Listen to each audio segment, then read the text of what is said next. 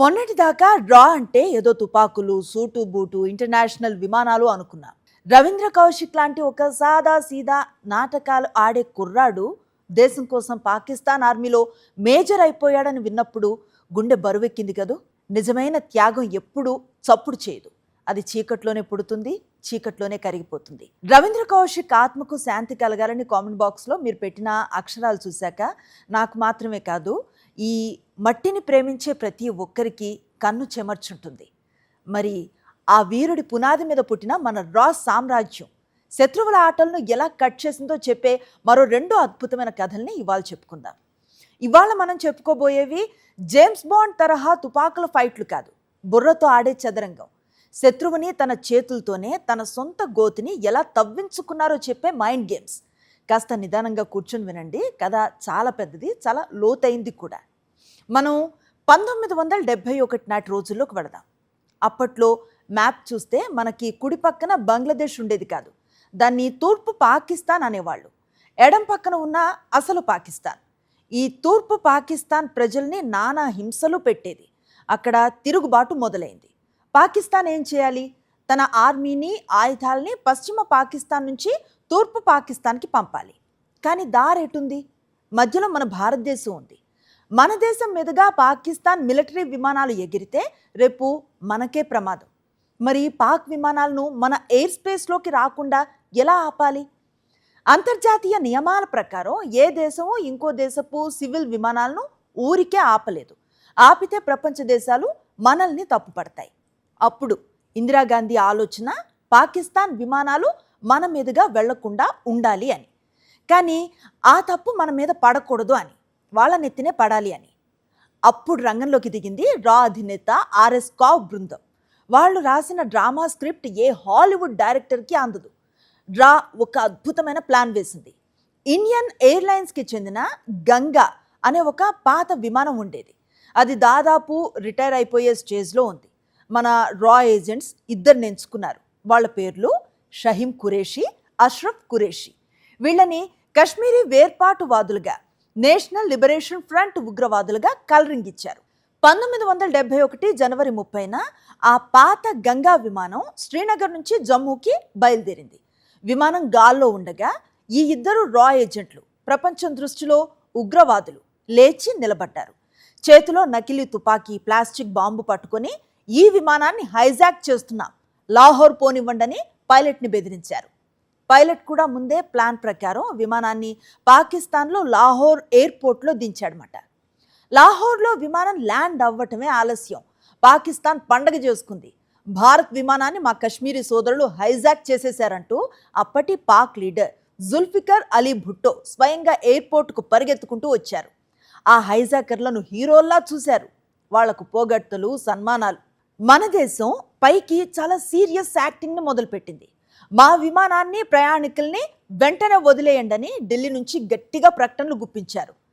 మన ఏజెంట్లు ఏం చేశారంటే ప్రయాణికుల్ని, సిబ్బందిని సురక్షితంగా కిందకి దింపేశారు. కానీ విమానాన్ని మాత్రం వదలలేదు. ఫిబ్రవరి 2న ఆ హైజాకర్లు, అదే మన ఏజెంట్లు, పాక్ ఆర్మీ కళ్ల ముందే ఆ గంగా విమానానికి నిప్పంటించేశారు. విమానం తగలబడి బూడిదైపోయింది. పాకిస్తాన్ టీవీలో ఆ విజువల్స్ చూపిస్తూ సంబరాలు చేసుకున్నారు. చూసారా, ఇండియా పరువు తీసేశామని. కానీ అసలు ట్విస్ట్ ఇక్కడే ఉందండి. విమానం బూడిదవ్వటమే మన వాళ్ళకి కావాల్సింది. విమానం కాలిన మరుసటి క్షణమే భారతదేశం ఉగ్రుడైపోయింది. అంతర్జాతీయ వేదికపై భారత్ గర్జించింది. మా ప్రయాణికులను హైజాక్ చేసి మా విమానాన్ని మీ దేశంలో తగలబెడతారా? అంతర్జాతీయ నియమాలను ఉల్లంఘిస్తారా? ఇకపై పాకిస్తాన్కు చెందిన ఏ ఒక్క విమానాన్ని కూడా మా భారతదేశం మీదుగా ఎగరనివ్వం. Our air space is closed. అంతే. ఒక్క దెబ్బకి పాకిస్తాన్ గుండె ఆగిపోయింది. పశ్చిమ పాకిస్తాన్ నుంచి తూర్పు పాకిస్తాన్ అంటే బంగ్లాదేశ్ వెళ్లాలంటే ఇండియా మీదుగా వెళ్లే షార్ట్ కట్ దారి మూసుకుపోయింది. ఇప్పుడు పాక్ విమానాలు భారతదేశం చుట్టూ తిరిగి శ్రీలంక మీదుగా 1000 కిలోమీటర్ల దూరం ప్రయాణించాల్సి వచ్చింది. దీనివల్ల వాళ్ళకి టైం దొరకలేదు. పెట్రోల్ ఖర్చులు తడిసి మోపెడయ్యాయి. తూర్పు పాకిస్తాన్కి వాళ్ళ సైనిక సాయం సకాలంలో అందలేదు. ఇదే మైండ్ గేమ్. ఈ ప్లానింగ్ వల్లే 1971 డిసెంబర్ యుద్ధంలో పాకిస్తాన్ ఆర్మీ మన ముందు మోకరిల్లింది. బంగ్లాదేశ్ అనే కొత్త దేశం పుట్టింది. శత్రువు చేతే విమానం తగలబెట్టించి శత్రువు నోరు మూయించిన ఈ ఆపరేషన్ గంగ రా చరిత్రలో ఒక అద్భుతమైన అధ్యాయం. ఇక రెండో కథ. ఇది మన కాలంలోనే జరిగిన మోడర్న్ ఇంటెలిజెన్స్ థ్రిల్లర్.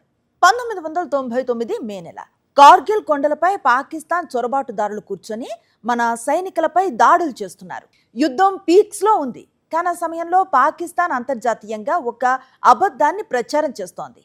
కార్గిల్ కొండలో ఉన్నవాళ్ళు మా సైనికులు కాదు, వాళ్ళంతా కశ్మీరీ ముజాహిద్దీన్లు, అంటే స్వాతంత్ర్య సమరయోధులు అని. దానికి అలాగే మా ప్రభుత్వానికి ఏం సంబంధం లేదని పాక్ ప్రధాని నవాజ్ షరీఫ్ లోకమంతా చెప్తున్నాడు. అమెరికా కూడా పాకిస్తాన్ మాటల్ని నమ్మేలా ఉంది.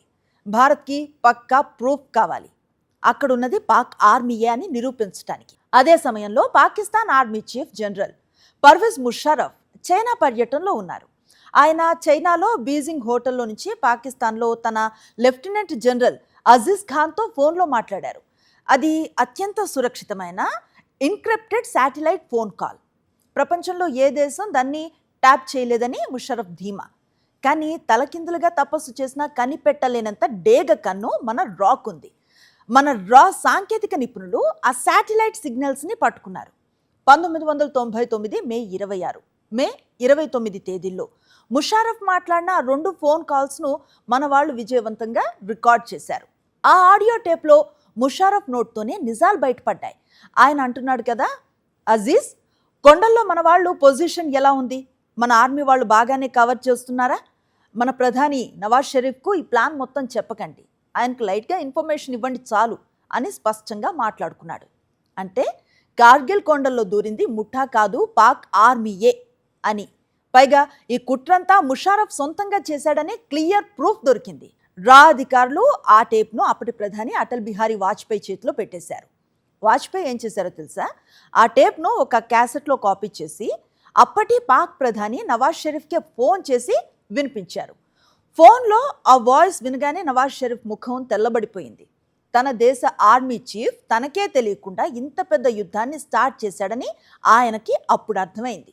అంతటితో ఆగకుండా భారత్ ఆ ఆడియో టేప్ని అంతర్జాతీయ మీడియాకి, అలాగే అమెరికా అధ్యక్షుడు బిల్ క్లింటన్కి పంపింది. ఆ వాయిస్ విన్నాక అమెరికాకు నోట మాట రాలేదు. పాకిస్తాన్ పిలిచి గట్టిగా అక్షింతలు వేసింది. నువ్వు అబద్ధాలు చెప్తున్నావు, వెంటనే నీ సైన్యాన్ని కార్గిల్ నుంచి వెనక్కి తీసుకో అని ఆర్డర్ చేసింది. ప్రపంచ దేశాల ముందు పాకిస్తాన్ ముఖం ఎక్కడ పెట్టుకోవాలో తెలియక ఒంటరైపోయింది. ఆ తర్వాత మన బోఫోర్స్ తుపాకులు, మన జవాన్ల శౌర్యం తోడై కార్గిల్ కొండలపై మళ్లీ త్రివర్ణ పతాకం ఎగిరింది. సైన్యం సరిహద్దుల్లో పోరాడితే డ్రా అంతర్జాతీయ వేదికపై శత్రువు పరువు తీసి మనకు విజయాన్ని తెచ్చిపెట్టింది. ఇది మన రా పవర్ అంటే. ఒకప్పుడు శత్రువు చేతనే విమానాన్ని తగలబెట్టించారు. ఇంకోసారి శత్రువు ఆర్మీ చీఫ్ ఫోన్ కాల్ని దొంగిలించి ప్రపంచం ముందు పెట్టారు. గూఢాచార్యం అంటే కేవలం రక్తం చిందించడమే కాదు, శత్రువు వేసే ప్రతి అడుగును ముందే ఊహించి వాడి మైండ్తోనే గేమ్ ఆడుకోవటం. ఈ ఏజెంట్లున్నారే, వీళ్ళకి చనిపోతే మెడల్స్ రావు, బ్రతికితే చప్పట్లు ఉండవు. కానీ ఈ దేశం ప్రశాంతంగా ఊపిరి పీల్చుకుంటుంది అంటే ఆ నిశ్శబ్ద సామ్రాజ్యంలో కరిగిపోయిన ఎందరో మహానుభావుల పుణ్యమే. మన రా వీరుల మేధస్సుకి, వాళ్ళ చాణక్య వ్యూహాలకు సాల్యూట్ చేద్దాం. ఈ 2 ఆపరేషన్స్లో మీకేది బాగా నచ్చిందో కింద కామెంట్ సెక్షన్లో చెప్పండి. మన దేశ భద్రత కోసం తెర వెనక పోరాడే ఆ నిశ్శబ్ద సైనికుల కథలను ప్రతి ఒక్కరికి చేరేలా షేర్ చేయండి. మరో సంచలనాత్మక రహస్య ఆపరేషన్ కథతో వచ్చే ఎపిసోడ్లో మళ్ళీ కలుద్దాం. అంతవరకు సెలవు. జై హింద్.